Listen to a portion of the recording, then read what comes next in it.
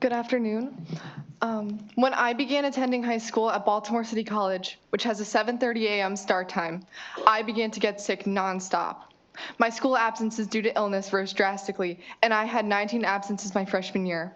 In my sophomore year, I had 24, which was just as many as I had in the 4 years before high school combined. This year, I went from never going to the doctor except for school physicals to having to go every 3 to 6 weeks. The number of my absences due to illness is actually misleading because I attended school on days when I didn't feel well and when I would have normally stayed home because I was worried about missing so much. I was tested for everything imaginable, but all the tests came back negative. There were no available accommodations for my health issues because I had no diagnosis besides the fact I wasn't getting enough sleep. I recently transferred to a school that has an 8:40 a.m. start time. This gives me an extra hour of sleep, and since transferring, I have not gotten sick once. Some people at my former school could function on little to no sleep, so there was this mentality of, if they can do it, why can't you? Dr. Tatia Prieto stated that some kids can go all day without lunch and still function, and some kids can survive on little sleep. But we would never consider getting rid of school lunches simply because some students can function without them. We shouldn't be creating an environment where students just survive. We should be creating one where they can thrive. Even though this issue no longer affects me directly, I think that everyone has the right to be well rested and not have to make the choice between an education and their health.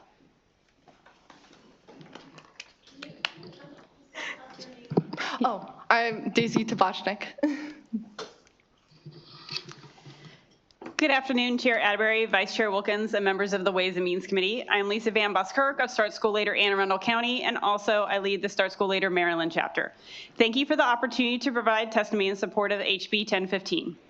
Before we can discuss changing school start times, we need to understand the current school start times. As MSDE does not track this information, the only state in the US that doesn't track this information, I personally calculated the average middle school start time is 8:17.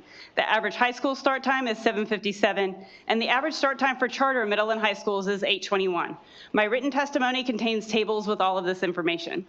As you can see, many individual middle and high schools, public and charter, meet this bill's requirements. Anne Arundel County fully meets the requirements of this bill, and with just 10 minutes of modification to Garrett County's high school, they would meet it as well.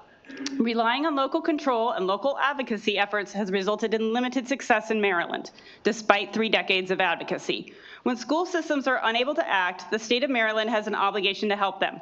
Waiting for school systems to act ignores the very real harm imposed on sleep-deprived students.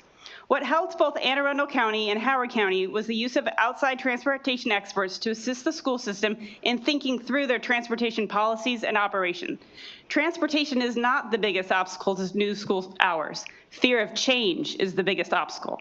Fear of change leads school systems to assume they have perfect transportation systems, when in fact they do not. In 2014, Anne Arundel County, who did not even own bus routing software at that time, estimated that it would cost $8 to $9 million to change school start times. Years later, when a transportation expert looked at the routing, used the software, they were able to identify that the transportation system was so inefficient and hindered by false assumptions and legacy ways of doing work, including routing using Post-it notes, the consultant was able to find a no-cost solution for ACPS with even better hours than that $9 million estimate. Please support, there's more in my written testimony, so please support HB 1015.